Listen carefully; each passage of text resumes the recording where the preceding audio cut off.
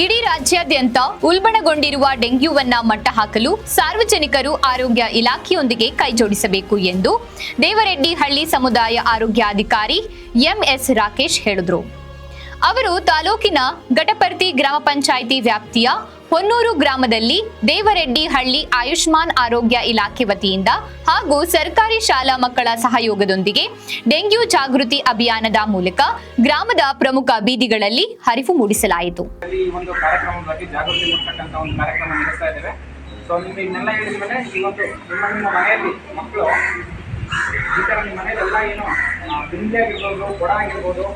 ಈಗ ಬಚ್ಚಲ ಮನೆಗಳಲ್ಲಿ ತೊಟ್ಟಿಗಳು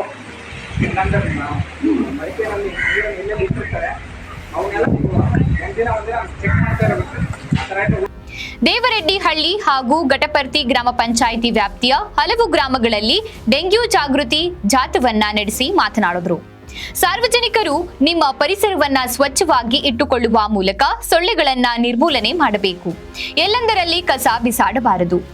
ನೀರು ನಿಲ್ಲದಂತೆ ಮಾಡುವುದು, ನಮ್ಮ ಸುತ್ತಮುತ್ತಲಿನ ಪರಿಸರವನ್ನ ಹಾಗೂ ನಮ್ಮ ಆರೋಗ್ಯವನ್ನ ಕಾಳಜಿಯಿಂದ ನೋಡಿಕೊಳ್ಳಬೇಕು ಎಂದರು. ನಂತರ ಶಾಲಾ ಮಕ್ಕಳೊಂದಿಗೆ ಜಾಥಾ ಕಾರ್ಯಕ್ರಮ ಕೈಗೊಂಡು ಗ್ರಾಮಸ್ಥರಲ್ಲಿ ಡೆಂಗ್ಯೂ ರೋಗ ಹರಡುವ ಪದ್ಧತಿ ಹಾಗೂ ರೋಗ ಹರಡದಂತೆ ಕೈಗೊಳ್ಳಬೇಕಾದ ಮುಂಜಾಗ್ರತಾ ಕ್ರಮಗಳ ಬಗ್ಗೆ ಮಾಹಿತಿ ತಿಳಿಸಲಾಯಿತು. ಈ ಕಾರ್ಯಕ್ರಮದಲ್ಲಿ ದೇವರೆಡ್ಡಿಹಳ್ಳಿ ಸಮುದಾಯ ಆರೋಗ್ಯಾಧಿಕಾರಿ ರಾಕೇಶ್ ಎಂಎಸ್, ಹಿರಿಯ ಆರೋಗ್ಯ ನಿರೀಕ್ಷಣಾ ಅಧಿಕಾರಿ ಬಸವರಾಜ್, ಆರೋಗ್ಯ ನಿರೀಕ್ಷಣಾ ಅಧಿಕಾರಿ ತಿಪ್ಪೇಸ್ವಾಮಿ ಹಾಗೂ ಶಾಲೆಯ ಮುಖ್ಯ ಉಪಾಧ್ಯಾಯರು ಮತ್ತು ಸಹ ಶಿಕ್ಷಕರು ಮತ್ತು ಗ್ರಾಮಸ್ಥರು ಭಾಗಿಯಾಗಿದ್ದರು.